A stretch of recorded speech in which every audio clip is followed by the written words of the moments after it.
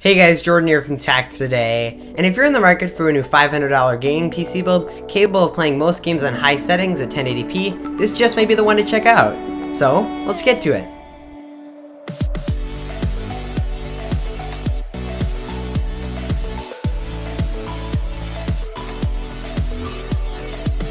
So for the CPU in this build, I've gone with the Intel Core i3-4150. And this chip has a 3.5 GHz clock speed paired with 2 physical cores. And if you're wondering why I didn't go with the Pentium G3258, that's because of the fact that this chip features hyperthreading, which means that there are 2 virtual cores for additional multitasking performance. So on top of all that, this chip only uses a measly 54 watts of power. So for just about $110, the CPU should perform well in this build. So for the motherboard in this build, I've chosen the ASRock H97 Pro 4. And this is a micro ATX board featuring the LGA 1150 socket for a CPU and H97 chipset, which is all we need for this build considering the processor can't be overclocked.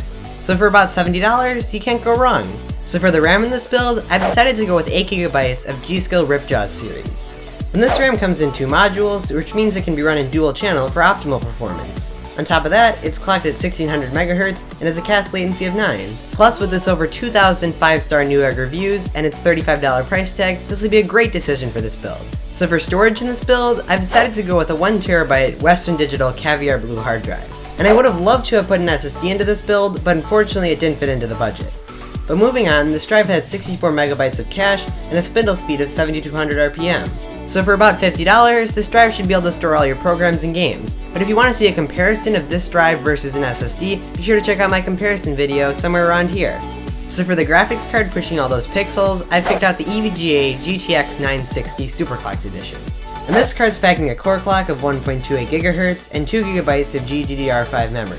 It's also featuring EVGA's ACX 2.0 Plus cooling unit for cool operation. So paired with that i3, this GPU should be able to push out 60 FPS on high settings in most games. For the case in this build, I've gone with the Fractal Design Core 1100. And this case combines a sleek look while at the same time not taking up too much room.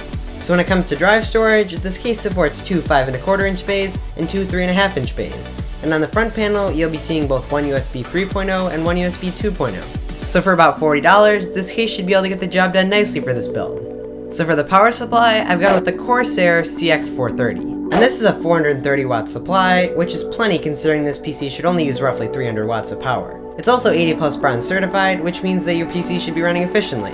So because this isn't a modular unit, it comes in at only $45, so that'll be able to power the PC nicely. So that's pretty much it. I hope you enjoyed the video, and drop me your comments below about this month's gaming PC.